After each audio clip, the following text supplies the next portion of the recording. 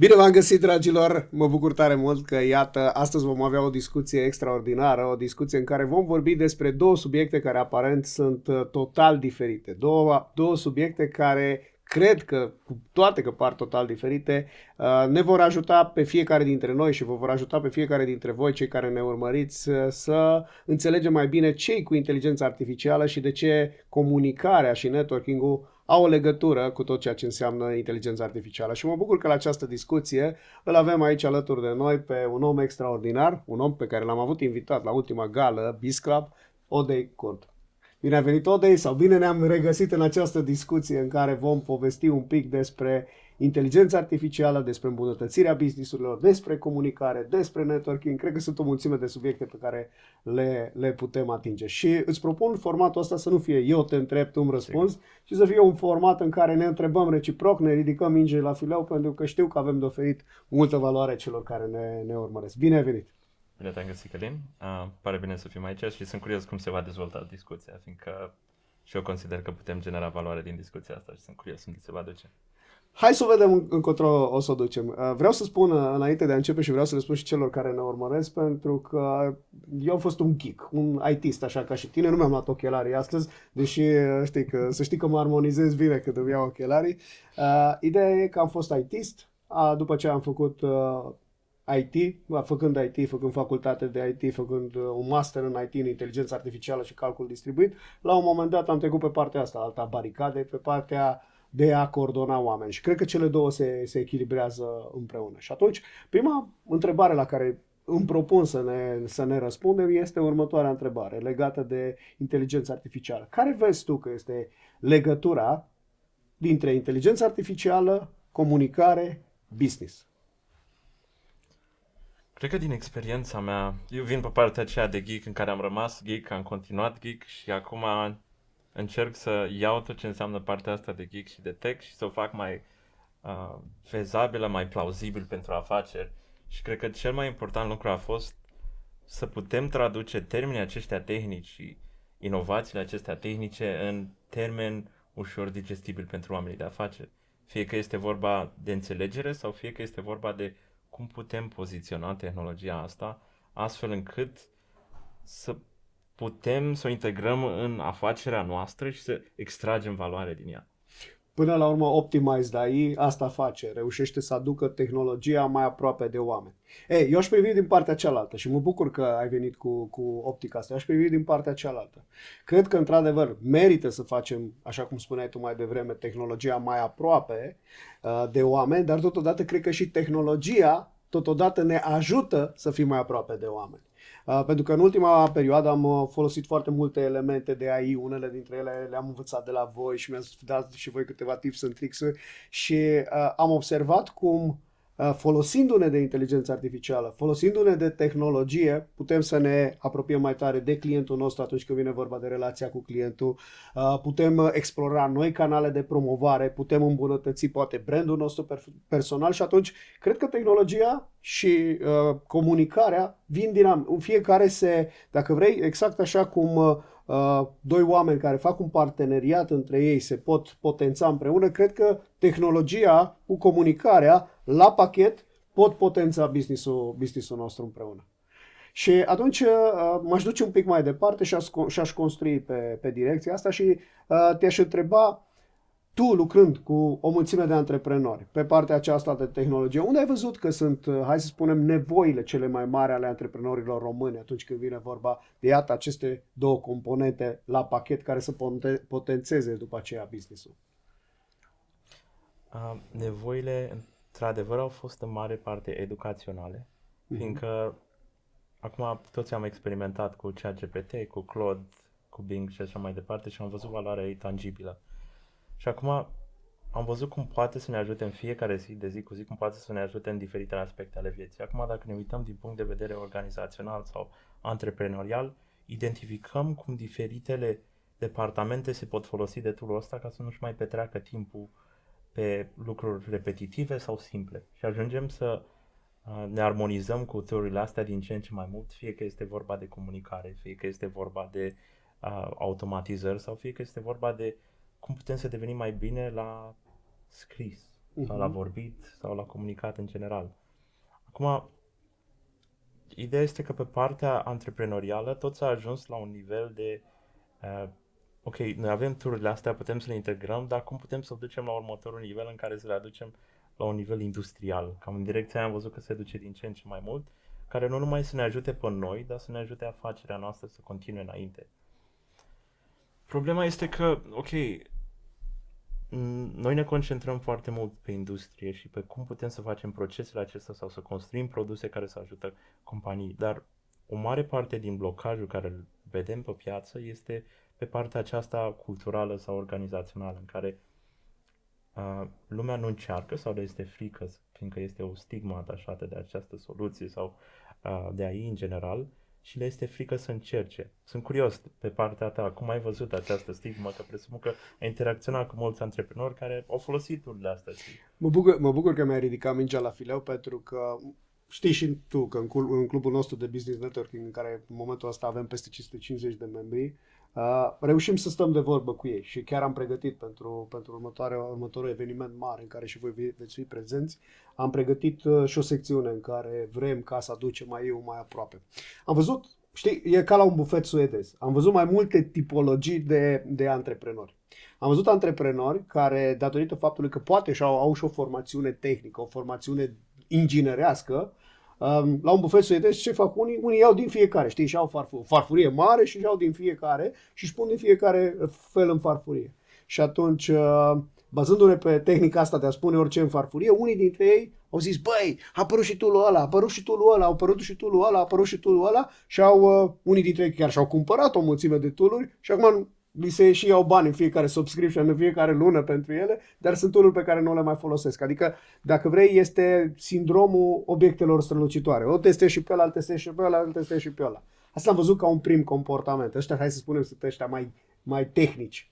După aceea am văzut în partea cealaltă a spectrului, i-am văzut pe cei care, wow, inteligența artificială vine către noi, de parcă ar fi un demon care vine să ne înghită, vine să ne mănânce și, la fel ca și la bufetul suedez, sunt unii care postesc. Da. Exact așa fac și ei ăștia. Efectiv, ziua respectivă nu mănâncă, nu pun nimic în farfurie și se duc cu farfuria goală, beau poate doar un pahar de apă, că cu aia sunt obișnuiți. Și atunci am văzut oameni care se tem foarte tare de inteligența artificială și aici poate e și o chestie, nu neapărat culturală, dar e o chestie care vine poate la antreprenorii dintr-o anumită zonă de vârstă. Oameni care poate nu au fost învățați cum suntem noi sau cum sunteți voi sau cum sunt copiii noștri învățați cu digitalizarea de mic au tabletă, au YouTube și așa mai departe. Și am văzut, astea sunt, dacă vrei, capetele spectrelor. Între aceste două capete ale spectrelor am văzut o tipologie de oameni care, dacă s-ar fi dus la un bufet suedez, s-ar fi dus la gazdă și ar fi zis, dragul meu, Odei, tu ești gazda noastră astăzi, tu te pricepi, tu ești bucătarul șef, te rog frumos, recomandăm pentru ca eu să am un stil de viață sănătos, recomandăm care dintre aceste bucate alese să le aleg. Și atunci asta este, dacă vrei, o cale înțeleaptă pe care eu o văd. În momentul în care tu ești antreprenor și poate, nu știu, nu face parte din structura ta să cauți o mulțime de unelte de digitalizare și nu face parte totodată nici din structura ta să stai deoparte, ce ar merita să faci este să te duci la cineva care înțelege aceste unelte și îți spune, uite, hai să analizăm mai întâi business-ul tău, analizăm business-ul tău și vedem care sunt acele elemente pe care noi le putem optimiza în business-ul tău în așa fel încât, 1. Lanțul să fie mult mai smooth, legăturile între departamente să fie mult mai bune, partea de roboțăi, industrializare, procese să se desfășoare mult mai bine. Și cred că aici, între cele două extreme, se află, dacă vrei, antreprenorul înțelept. Sunt curios, din perspectiva ta de consultant, cum se vede? Care sunt acei antreprenori care vin la voi și care sunt câteva spețe la care antreprenorul nici măcar n-ar merita să stea pe gânduri și ar trebui să apeleze la un consultant, la o companie care, iată, asta face, optimizează prin AI afacerile din România și nu numai. Ca orice altă schimbare, rezistența e normală. Noi nu ne împotrivim rezistenței, în același timp încercăm să fim persoana care le arată ce se poate face, fiindcă la sfârșit de zi depinde pentru fiecare companie, depinde maturitatea companiei, fie că este vorba de cifră de afaceri sau că este vorba de numărul de angajați sau și organizația de date, cât de bine își înțeleg afacerea. Acum, cu atât mai mult își înțeleg afacerea, cu atât mai mult realizează că nu e un lucru care lor le-ar place, este un lucru care ei au nevoie. Mhm. Și depinzând de spectrumul acesta de maturitate, trece de un punct în care nu mai vorbesc cu noi din punctul de vedere că hai să vedem ce se poate face, ci haide să facem lucrul acesta împreună, să identificăm cât mai multe proiecte, să începem să le executăm. Deci cam asta e atitudinea care am observat în noi pe diferitele maturități de date și, din nou, am întâlnit foarte mulți clienți și foarte mulți parteneri care au început călătoria în care erau pur și simplu curioși. Mhm. N-au început cu respingerea ideii, n-au început și au vrut să înțeleagă cu atât mai bine, uite, asta e afacerea mea, ți-o descriu pe toată cap-coadă, spune-mi tu din experiența ta care sunt proiectele care am putea să le inițiem pentru a ne optimiza afacerea cât mai bine. Acum, dacă ne uităm din punct de vedere de automatizare, este un lucru, sau dacă ne uităm din punct de vedere de ce se întâmplă în momentul de față în afacerea mea, că un factor important al AI-ului sunt și datele. Datele care, la sfârșit de zi, compania trebuie să înțeleagă. Dacă nu înțeleg bine datele, degeaba se duc în direcția de ei, fiindcă nu o să știe ce se întâmplă după aceea. Dar e o combinație, la sfârșit de zi e o combinație dintre cele două, fiindcă companiile care nu sunt mature se pot folosi de tool-uri din acestea micuțe pentru a-și îmbunătăți fluxul de lucru, în același timp să construiască spre o viziune în care se folosesc de date de zi cu zi când vine vorba de decizii strategice sau de afaceri și așa mai departe, ca între timp să se folosească de tool-urile astea micuțe să se ajute cât de mult posibil. Iar companiile mature deja au departamente mari de date care se ocupă ori de platforme, ori de oameni care sunt specializați în modelele respective sau oameni specializați în dezvoltarea de dashboard-uri și raporturi în general. Uite, apropo de asta, am observat o mare lipsă, pentru că, știi, noi vorbim de inteligență artificială și zilele trecute am fost la o conferință mare la care s-a vorbit și despre inteligența artificială, iar o mare lipsă pe care am observat-o cu antreprenorii români este că nu au date. Adică primul pas ca tu să pui inteligența artificială la treabă, să reușești să optimizezi procesele, este ca să ai acces la date. Iar aceste date ar trebui cumva introduse. Pentru că știi și tu, în inteligența artificială, garbage in, garbage out. Dacă introduci date, cu cât îți datele mai potrivite, cu atât poți să scoți, după aceea având și algoritmul, bineînțeles, procesul potrivit, să scoți date concrete. Și atunci, cred că aici ar mai fi o nevoie, cumva să-i ajutăm pe antreprenorii români să conștientizeze cât de important este să aibă date în fiecare dintre procesele importante din operațional. Sunt curios, cum vezi tu treaba asta? Ce ar trebui să facă antreprenorii care poate... Știi, m-am distrat la un moment dat când am auzit o statistică, 50% din afacerile din România n-au site. Sau peste 50% din afacerile din România n-au site. Și noi vorbim de inteligență artificială. Da. Și atunci, întrebarea e, care e primul pas, indiferent de nivelul la care se află cei care ne ascultă? Știu că în Biz Club nu e așa, știu, dar sunt foarte mulți oameni care s-ar putea să ne urmărească, să vină alături de noi și să-și dorească să spună, ok, Odei, ce facem? Care e primul pas? În general, ce am văzut pe piață este stabilirea aceasta a departamentelor, fie că este vorba de achiziționarea tururilor specializate de ERP, VMS, TMS, depinde de afacere, achiziționarea tururilor și a crea o procedură specială pentru departamentul ăla sau mai multe proceduri pentru a putea sistematiza modul de lucru în departamentele respective. Din nou, asta poate să fie un tool scump sau un tool mai puțin scump. Dar scopul este clar, să putem să facem afacerea noastră cât mai predictibilă, din punct de vedere de procese, proceduri. Odată ce avem lucrul ăsta, putem să ne uităm la procedurile acestea stabilite, să colecționăm date. Asta poate să fie făcut în Excel, că este vorba de lead-urile care le contacte, să dai seama, ok, lead-ul ăsta a mers, n-a mers, hai să facem un rezumat la sfârșitul săptămânii, să știm dacă săptămâna viitoare vom face la fel sau nu. Un lucru foarte simplu, dar care schimbă organizația din punct de vedere mental, acum să abordeze potențiale probleme pe viitor. Asta, din nou, se poate face cu tool-uri scumpe sau ieftine. Astea mai scumpe ajută și la integrarea soluțiilor mai inteligente și ajută și la integrarea soluțiilor de raportare și așa mai departe. Dar ușor, odată ce stabilești toate procedurile astea, fie că este vorba de departament sau organizațional și ajungi să achiziționezi tool-uri care îți faci nu numai ție, dar și viața oamenilor mai ușoară pe partea de notare, de ținând cont de datele și de informațiile care se întâmplă pentru fiecare departament, îți faci viața mult mai ușoară și eventual așa îți pregătești organizația pentru ce va urma. Ok, între timp te duci, vezi ce este pe piață, pe soluții de date, vezi cum s-ar potrivi pe diferitele paliere care le ai în organizația ta și îți pui singur ca target, ok, pe anul ăsta vreau să-mi dezvolt ramura asta de distribuție sau logistică, fiindcă consider eu că aici ar putea să fie cel mai mare câștig din punct de vedere al salvărilor de cost. Dacă reușesc să-mi salvez 10-20%, implementând și stabilind organizația de dată pentru ramura asta de departament, ar însemna o cifră foarte mare pentru ei și ar putea propulsa mai departe spre alte inițiative care ar, din nou, ar lua restul departamentelor la rând și le-ar face mult mai eficiente din punct de vedere de date.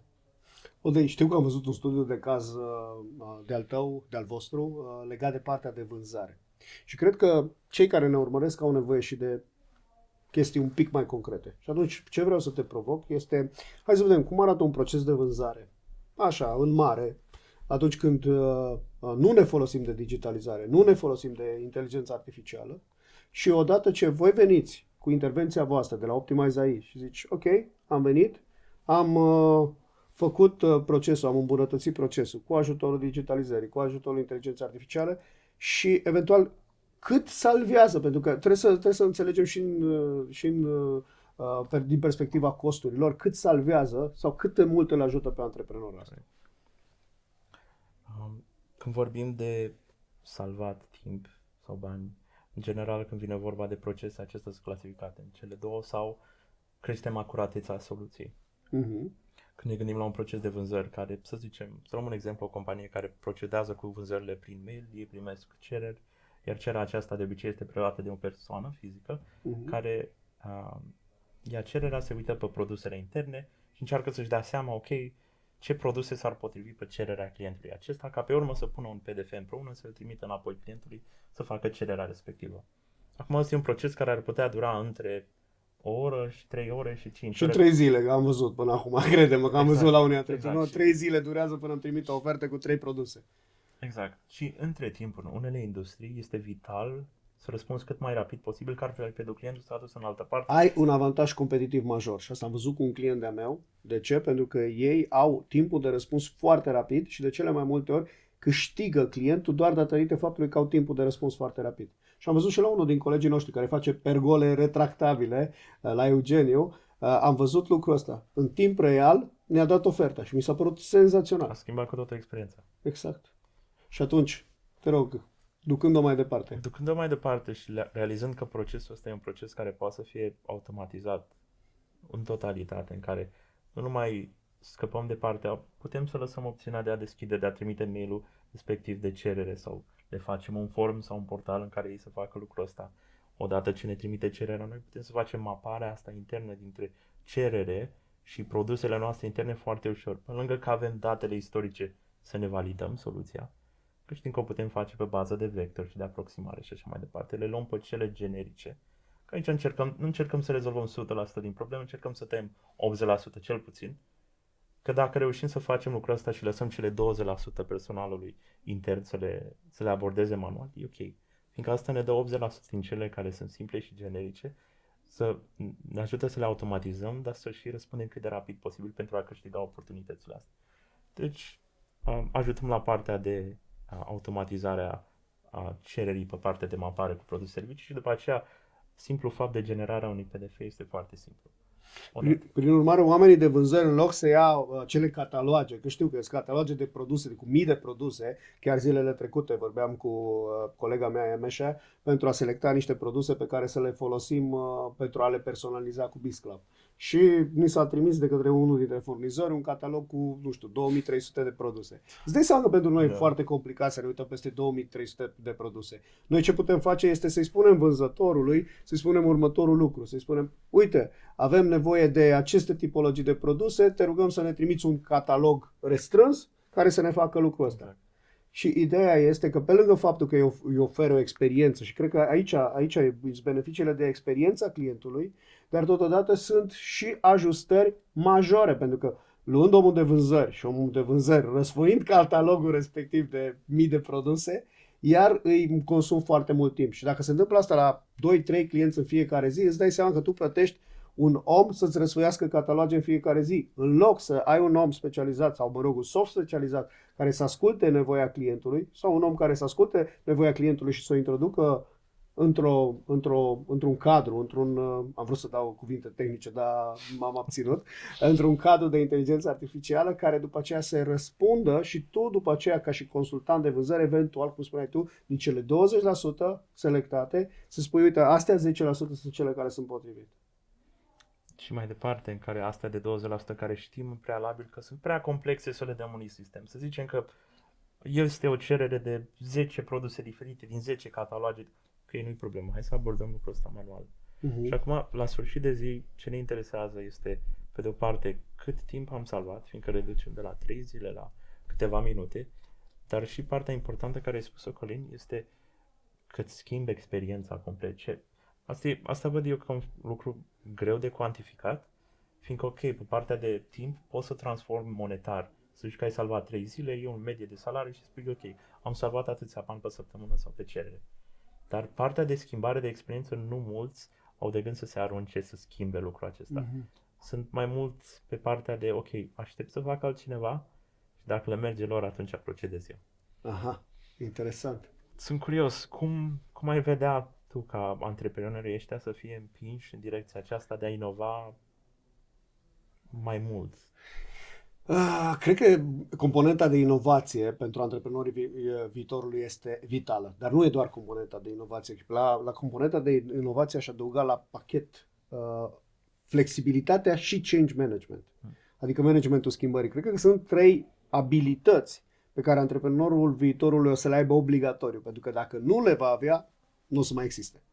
Și atunci, o abordare pe care noi o facem, de exemplu, în cluburile noastre de business networking și cu ajutorul vostru, cu ajutorul specialiștilor, mentorilor pe care îi aducem acolo, este schimbarea de mentalitate. Iar schimbarea de mentalitate de cele mai multe ori se face prin educație. Iată, prin astfel de întâlniri în care dezbatem un astfel de subiect, oamenii care, antreprenorii care sunt interesați, se uită la ele, află și o bucățică de aici, mai află o bucățică de aici și pun cap la cap, ba mai mult, ne invită la conferințe locale, la momente de educație locale, în așa fel încât să vadă concret cum fac. Și odată ce tot conștientizezi și tot auzi despre subiectul respectiv, știi, încep oamenii să se obișnuiască mai întâi cu schimbarea, că urmează schimbarea. Și odată ce încep să se obișnuiască cu această nouă abordare, cel puțin la nivel mental, după aia încep să și exploreze. Încep să facă ceva în direcția asta. După ce fac ceva în direcția asta, la un moment dat dau de greu și zic, ok, acum e momentul să-mi aleg un consultant. Deci sunt câteva etape ale schimbării de care trebuie să ținem cont. Și noi ce putem face este ca, venind cu cât mai multă educație, să provocăm schimbarea asta mai repede. Totodată, ce mai încercăm să facem prin bootcamp-urile noastre, încercăm să aducem training experiențial. Ce înseamnă training experiențial? Oamenii prin experiență să învețe. Ei prin experiență să își dea singur seama. Pentru că sarcina noastră este de a crea un context în care antreprenorii să-și dea seama care sunt acele lucruri pe care ei le pot îmbunătăți.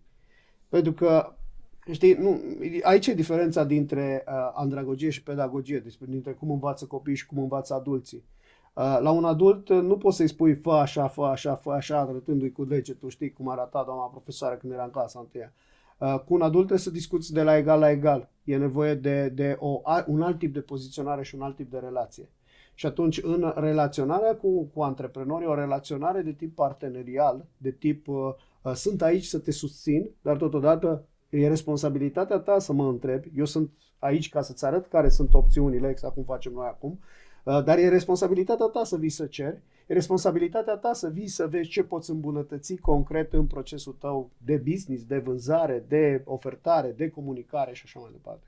Deci aici văd. Sunt 3 componente, le repet ca să fie foarte, foarte evidente. Deci e partea de change management, e partea de flexibilizare și aș adăuga digitalizarea la componentele astea 3 pe care le-am spus. Corect. Bine punctat și partea organizațională, culturală. Sunt lucruri care de adesea ori ne gândim că problema este una tehnologică și că nu avem tool-urile potrivite, dar de multe ori ne lovim de dificultatea mentală și culturală în care ne împotrivim schimbării, ne împotrivim procesului nou și refuzăm să vedem ce ar putea să fie mai departe. Uite, o chestie, că mi-ai ridicat acum mingea la fileu. Chiar zilele trecute l-ascultam pe Alex Cernătescu, care este unul din prietenii noștri. Alex Cernătescu spunea așa, zice, băi, sunt o mulțime, mi-a plăcut exemplu cu termopanele foarte tare, a zis așa, zice, băi, sunt mai mulți oameni care oferă termopane. S-ar putea ca antreprenorul X să facă termopanele extraordinare, să le monteze foarte, foarte bine. Și să vină după aceea cineva care poate a făcut consultanță cu voi și să aibă un proces foarte bine definit. Poate nu e atât de bun pe partea de implementare, de cum montează termopanele, dar are un CRM, are un proces și cu inteligența artificială care poate să adaptează tipologiei clientului, care știe și are anumite flag-uri, știe când să-i trimite un anumit e-mail ca să, nu știu, să-și pună o sită la geam sau să-și fixeze odată la nu știu cât timp, să-și rearanjeze termopanele ca să nu intre aer. Și ăștia care reușesc să aducă tehnologia lângă procesele de business, ăștia s-ar putea ca în câțiva ani să-i cumpere și să le dea de lucru și să-i aibă ca și angajați pe cei care fac lucrurile bine. Aici este forța digitalizării, pentru că dacă nu digitalizezi, nu aduci inteligența artificială, nu-ți optimizezi cu AI, că până la urmă asta este misiunea voastră, nu-ți optimizezi business-ul, vei dispărea. E o chestiune de timp.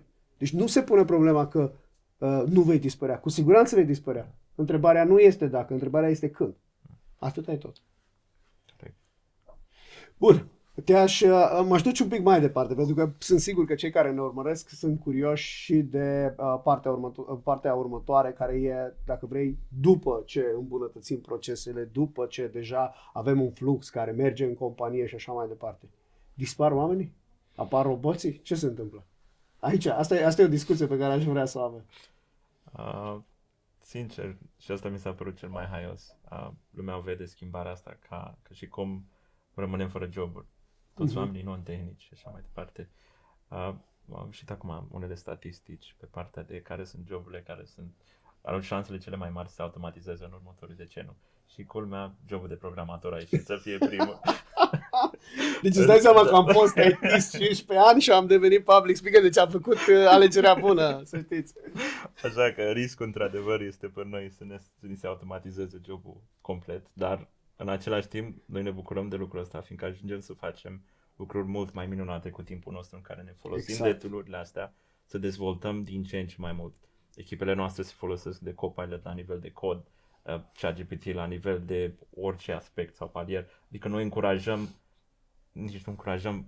deci face parte din ADN-ul companiei să ne folosim de tool-uri de productivitate, să ne creștem nivelul de output și de calitate în general, fiindcă ar fi păcat să nu ne folosim de tool-urile astea, să automatizăm treburile ușoare, să ne concentrăm pe lucruri care putem fi cu adevărat inovativi și ajungem să ne ridicăm nivelul de afaceri care n-am fi putut să ne facem decât dacă am fi angajat oameni adițional pe jobul respectiv.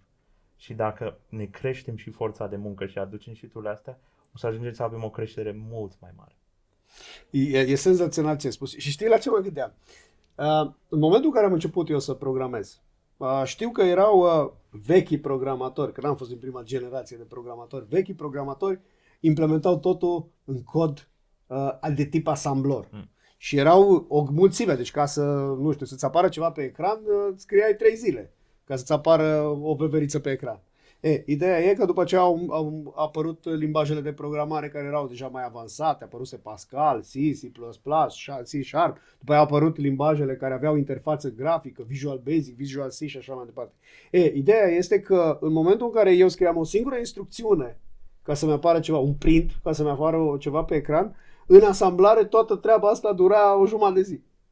Și acum inteligența artificială, în loc să, nu știu, să edităm un video, chiar zilele trecute, mă întreabă lumea, Căline, dar cum de ai reel-uri în fiecare zi? Cu ajutorul inteligenței artificiale. Da, dar vezi că uneori mai greșesc acolo. I don't care. Nu mă interesează calitatea atât de mult, ci mă interesează cantitatea în contextul ăsta. Și aici chiar vă invit să citiți cartea lui James Clear, care explică de ce cantitatea este mai bună decât calitatea pe termen lung. Și atunci, mă uitam acum că noi acum cu inteligența artificială facem lucruri foarte, foarte repede, lucruri pe care și eu le făceam foarte repede când scriam în Pascal chestiuni care înainte se făceau cu cod de tip asamblor. Și cred că aici este, pentru că Și mintea umană și inteligența artificială creează layere care după aceea ajută la productivitate. Și da, să scriu un cod, vorbeam cu cineva care făcea programe de gestiune, zice, Căline, un program la care lucram 3 luni, acum îl fac într-o noapte. Exact. Genial! Genial! Un website de care am nevoie pot să-l fac dictând câteva fraze unui generator de website-uri bazat pe inteligență artificială. Este extraordinar, da. Dar asta nu înseamnă că vor dispărea designerii, nu înseamnă că vor dispărea programatorii, doar că nivelul lor de conștiință, că da, despre asta vorbim, va fi mai sus.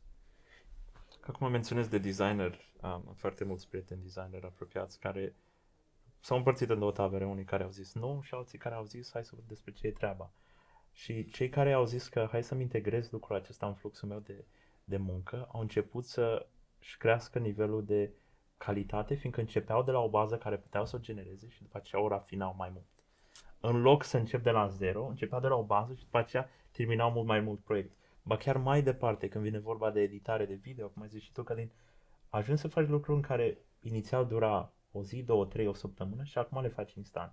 Care nu e neapărat, hai să fac lucrul ăsta rapid, dar pot să fac 30 de lucruri diferite și să aleg eu care e cel mai bun dintre ele. În loc să angajez 30 de oameni să o facă, sau să fac eu lucrul ăsta de 30 de ori, ajunge un program să mi-l facă, să-mi dea o idee inițială cum ar arăta la nivel de concept, înainte să-mi dedic eu toate resursele și după aceea să realizez, știi ce, trebuie să luăm de la zero, că nu are sens, ce aveam eu în cap nu se pupă cu ce pe hârtie. Și așa se ajutau extraordinar de mult și au ajuns să facă niște lucruri chiar foarte minunate la nivel de artă, care înainte nu puteau să-l facă la fel de rapid sau la fel de calitativ. Uite, o să-ți dau un exemplu de productivitate din viața reală. Am fost în Tenerife acum ceva vreme cu câțiva colegi din BizClub. Iar cel care ne-a invitat și cu cel cu care am organizat această excursie pentru antreprenori în Tenerife, Eugeniu de la Sun Leader, Eugeniu a zis așa, Căline, trebuie să facem un tur al insulei. Cum creăm un astfel de program în așa fel încât să ne ducem în tot turul insulei și să vedem lucrurile cele mai importante? Bineînțeles, ce a făcut, a interogat inteligența artificială, care a generat un program de vizite și un tur a Tenerifelui, a luat toate lucrurile importante și după aceea a ajustat, bineînțeles, el în funcție de cum a dorit să facă lucrurile astea. A mai fost la unele restaurante, dar iată, a fost o combinație între restaurantele pe care el le-a văzut, inteligența umană și inteligența artificială și a făcut un program senzațional. Zilele trecute, din nou, mă gândeam să mă duc cu familia într-o excursie. Și am descoperit un plugin de ChatGPT care mă poate ajuta să îmi gestionez mai bine excursia. Și așa mai departe. Sunt o mulțime de lucruri pe care tu poți să le faci ca să-ți optimizezi radical să-ți optimizezi. Inclusiv, uite, lucrez cu antreprenori pe planuri de business. Lucrăm cu Business Model Canvas. După ce termin planul de business pe care îl agrez cu antreprenorul, ce fac de multe ori este discut cu ChatGPT-ul să văd cum pot îmbunătăți acel plan de business în așa fel încât poate să-mi arate canale noi prin care pot ajunge la client. Poate să-mi arate segmente la care eu nu m-am gândit la segmente de clienți. Poate să-mi arate, nu știu, un alt tip de împachetare a produsului. Să-mi arate poate noi surse de revenue streams și așa mai departe. Deci sunt o mulțime sau parteneriate la care eu nu m-am gândit. Și combinând inteligența artificială cu inteligența umană și m-a întrebat cineva, băi, dar inteligența artificială o să ne facă mai proști. Și îți lansez provocarea asta, că am un răspuns aici, dar iată, te invit pe tine să... Bă, nu deveni mai proști dacă... Scuză-mi cuvântul tehnic. Bă, dar așa m-a întrebat zilele trecute un prieten. Bă, Căline, dar nu deveni mai proști dacă folosim atâta inteligență artificială. Probabil mai leneși. Mai leneși. De altfel, când a apărut și Google-ul, înainte căutam prin cărți, căutam prin fișiere sau prin website-uri care le cunoșteam. Odată ce a apărut Google-ul am zis, ok, informația este la degetele noastre și putem să ajungem atât de departe. Dar acum cu venirea și ChatGPT-ului în care nu mai trebuie să facem 3 click-uri adiționale, viața ni s-a făcut mult mai ușoară pe partea asta. Acum, să continuăm așa, să nu continuăm așa, va fi un lucru bun sau nu va fi un lucru bun, va depinde foarte mult de cum ne vom folosi de tool-ul acesta, fiindcă am văzut foarte mulți oameni în care iau informația și nu o pune la îndoială. În care se uită la ea și ce ai corectă, nu mă mai gândesc, doar hai că trec unde trebuie să o trec și mergem mai departe. Acolo consider că e problematic, fiindcă la sfârșit de zi sistemele astea nu sunt perfecte și trebuie să realizăm de lucrul ăsta și tot trebuie să ne facem o bază de cunoștințe care trebuie să o căpătăm, să o înțelegem. Înainte să zicem, ok, fă un business model canvas-ul ăsta într-un fel anume și vreau să știu dacă output-ul are sens. Și dacă văd că output-ul nu are sens, ok, poate trebuie să fac ceva cu promptul, poate trebuie să mă mai gândesc de două ori, poate nu caut sursa potrivită. Din nou, dacă nu e pașii ăștia adițional în care să-ți ajustezi răspunsul sau să-ți ajustezi așteptările față de modul, cât de câte multe ori m-am lovit de situația în care pur și simplu m-am lovit de o problemă tehnică. Am încercat de câteva ori să o rezolv prin ChatGPT și pur și simplu mă uitam la rezultat și eram ceva gen, nu are niciun sens. Nu se potrivește, nu se pupă. Mulți au zis situații în care au copiat exemplu și l-au dat mai departe. Și nu le mergea și nu au reușit să facă nimica. Aici va fi, de altfel, cum e și diferența de astăzi, de dinainte, de fapt, cu Google, în care se uita primul lucru pe Google, te dea copy și paste și cam mai era sus și de fost. E același lucru și aici. Depinde cum te vei folosi de tool-ul ăsta. Unii vor fi mai buni, alții vor fi cam leneși și vor lua primul lucru și nu se vor folosi de el în mod eficient. Să spunem părerea ta. Da, eu cred că sunt, știi, dacă faci așa faci 4 cadrane, sunt oameni harnici și oameni leneși, sunt oameni, hai să spunem, mai smart și oameni mai puțin smart, ca să nu spunem altfel. Da? Și există aceste 4 cadrane. În momentul în care ai un leneș cu mai puțin smart, ce o să faci cu el? O să lași să plece, pentru că nu e potrivit pentru tine și pentru compania ta. În momentul în care ai un om leneș și smart, și de asta trebuie să scape, pentru că ar putea să fie un pain in the ass. Și atunci ne uităm la ăștia care sunt smart și vor fi smart și leneși și smart și harnici. Întrebarea e care dintre ăștia sunt mai potriviți ca lideri, în calitate de lideri. Ia, îți lansez provocarea asta. Experiența mea cu liderii smart și leneși au fost că au reușit să-și automatizeze foarte bună parte din jobul Exact. Un lider smart și leneș va ști să delege. Exact. Un lider smart și foarte, foarte harnic va prefera să facă el de cele mai multe ori lucrurile. Combinația ideală este o combinație între cele două, în funcție de context, cu siguranță. Dar ideea este că, la fel e și cu inteligența artificială. Inteligența artificială poate fi smart în funcție de ce input are. Și te face, cum spuneai tu, te face mai leneș. Dar dacă tu ești un om care are și componenta asta de know-how, da. și know-how potrivit, pe mine personal consider că inteligența artificială mă face mai deștept. De ce? Pentru că uneori, acum în mașină, poate ca în loc să ascult muzică, stau de vorbă cu inteligența artificială și îi spun, ok, cum ar fi dacă? Și mi-arată perspective pe care poate eu n-aș fi avut nici curajul, nici timpul, nici direcția să le explorez. Și atunci, văzând perspective noi, îmi lărgesc aria de expertiză și știi că cu cât ai mai mare aria de expertiză, cu atât îți va fi mai ușor să iei decizii documentate și decizii bune. Și până la urmă, cred că inteligența artificială poate fi un următor pas pentru a lua decizii mai bune în toate ariile vieții. Iar legat de roboței, da, aștept să apară roboțelul care să sape în grădină la bunica, să nu mai trebuiască să dau eu cu sapă acolo, când da, mai e nevoie de treaba asta, dar ideea este, cred că noi oamenii putem face mult mai bune lucruri decât să facem acele lucruri care spuneai și tu la început, acele lucruri repetitive și asta vor fi cu siguranță în următorii maxim 5 ani, 10 ani, vor fi înlocuite radical de roboței, care sunt dotați cu inteligență artificială și așa mai departe. Bun, și ultima întrebare, pentru că ne apropiem de final. Dacă ar fi să dai un pronostic, cum va arăta lumea peste, hai să nu zicem 5 ani, că e prea devreme. Cum va arăta lumea peste 10 ani? Cum va arăta business-ul peste 10 ani? Ce ai zice? Și după aia o să mă gândesc și eu la un pronostic, ce aș spune. Am ajuns să mă întreb întrebarea asta foarte, foarte des în ultimii ani, cu toate dezvoltările și inovațiile în spațiul acesta. Au început să se miște lucrurile foarte rapid în ultimii 2-3 ani. Atât de rapid încât ajung lucruri extraordinar de impredictibile pe ce fel de tehnologie, adică putem să generăm videouri, filmulețe de 60 de secunde de la zero, care arată realiste. Generăm când vine vorba de generare de content, nici nu ne mai batem capul. E ceva ce vine automat pentru noi. Acum nici nu ne mai gândim că acum 2-3 ani nu aveam abilitatea asta și trebuia să scriem totul de la zero. Acum nici nu ne putem mai imagina o lume fără ChatGPT. Și asta va fi și pe partea de generare de imagini, generare de poze și partea asta de cum să ne gândim despre o anumită problemă. Ne interogăm ChatGPT-ul pentru a înțelege care sunt diferitele arii care nu le luăm în considerare. Ne ducem într-o direcție foarte rapid în care ajungem să ne automatizăm foarte mult din lucrurile care le facem automat, adică care înainte le petreceam timp, acum nu o mai facem sau nu la fel de mult.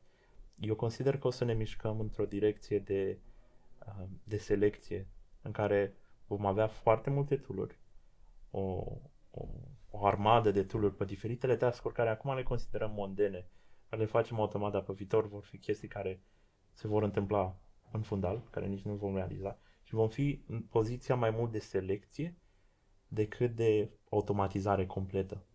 Vom ajunge să automatizăm complet probabil unele task-uri care nu necesită selecția aceasta umană în care, să zicem, generăm 20 de business case-uri și vedem din astea 20, ăsta al 5-lea se potrivește cu cazul nostru. Nu va trebui să dăm context la fel de mult, fiindcă cu mult noroc își va putea extrage contextul ori din informațiile de pe web, ori de pe informațiile care le dăm noi, fără să le mai dăm în scris. Sigur vom avea un alt mediu care vom face lucrul acesta, dar vom fi într-o poziție de alegere foarte des, care vom alege care este cea mai bună cel mai bun rezultat din opțiunile care sunt prezentate nouă și vom vedea o varietate mult mai mare din lucrul ăsta. Vedem lucrul ăsta deja că se întâmplă cu ChatGPT, cu Claude, cu alte modele care au apărut pe piață. Vedem că a apărut o grădină zoologică de modele și alegem din toate astea care este cel mai bun pentru ce încercăm să facem și pentru proiectul nostru. Te rog. Eu cred foarte mult în parteneriate. Cred că ceea ce facem noi acum la Biz Club are legătură foarte mare cu viitorul. Pentru că, uite, chiar deschizând, în ultima perioadă s-au amplificat deschiderile de comunități de antreprenori. Antreprenorii au nevoie ca să interacționeze și cred că dacă înainte trendul era să mergem foarte mult și să ne închidem în birou și prin Zoom să ne digitalizăm și să comunicăm, cred că avem nevoie să ne întâlnim. Să ne întâlnim mult mai des, să creăm legături omenești, umane, legături între noi. Deci ăsta este un prim trend pe care eu îl văd. Deci oamenii vor dori mult mai mult în viitor să fie împreună și vor crea comunități. Microcomunități mai degrabă decât comunități foarte, foarte mari. Microcomunități, la fel cum sunt cluburile noastre, care, da, la un model anume se pot întâlni într-o macrocomunitate odată la ceva vreme. Asta e una. A doua chestie, cred că companiile vor deveni din ce în ce mai mici. Adică termenul de angajat s-ar putea să se schimbe cu termenul de specialist, consultant, iar tu, care astăzi poate ești angajat, să fii consultant în mai multe business-uri și să poți să lucrezi și cu Călin, și cu Odei, și cu X, și cu Y, și cu Z, în diferite proiecte. Deci, dintr-o dată, văd o mulțime de proiecte și văd structura asta antreprenorială îmbrățișată de mult mai mulți oameni. Adică viitorul arată, din perspectiva mea, cu mulți antreprenori, mulți antreprenori specialiști care vor fi incluși în multe proiecte antreprenoriale. Companiile mari se vor automatiza atât de mult încât vor avea roboți și vor avea 2, 3, 5, 10 oameni care vor lucra mai mult la nivel de cum să gestioneze toată treaba, în așa fel încât lucrurile să meargă. Și cred că ăsta e viitorul. Cel puțin în următorii 10 ani. După aceea vedem ce urmează. Super.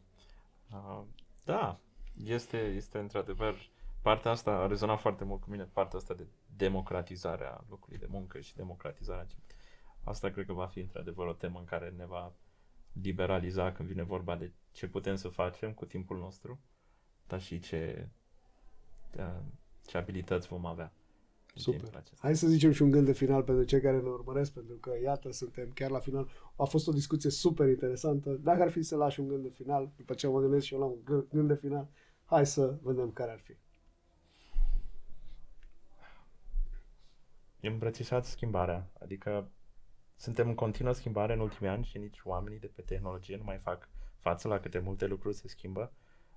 Începeți pas cu pas. Nu vă grăbiți, dar în același timp fiți conștienți că se schimbă piața rapid. Ce merge astăzi nu va merge mâine, ce tehnologii folosim astăzi nu vor merge anul viitor.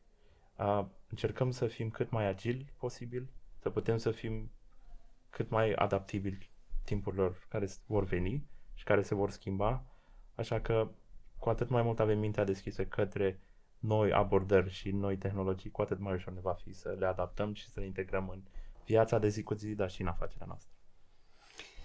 Unul din antreprenorii de la Constanța, Nelu Petcuci, mi-a spus la un moment dat, când l-am întrebat de ce ai venit alături de Bizclub, mi-a zis că am venit în Bizclub pentru că Bizclub mă ajută să nu mai fiu singur.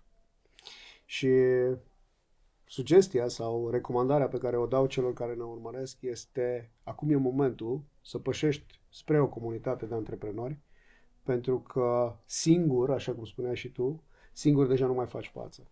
Ai nevoie de oamenii potriviți, cu mindset-ul potrivit, cu atitudinea potrivită, cu mentorii potriviți, cu sursele de învățare potrivite, în așa fel încât să ții pasul. Altfel nu o să mai ții pasul și s-ar putea ca astăzi să ai o afacere de milioane, iar datorită faptului că mâine un mic antreprenor care știe un pic de ChatGPT și știe să își facă reclamă mai bună cu ajutorul inteligenței artificiale, o să vină cu ofertă pe masă și o să te cumpere. Deci gândește-te la lucrul ăsta. Cred că învățarea și împreună putem să trecem prin asta, nu să trecem prin asta, să îmbrățișăm asta, pentru că despre asta e vorba. Îmbrățișează schimbare.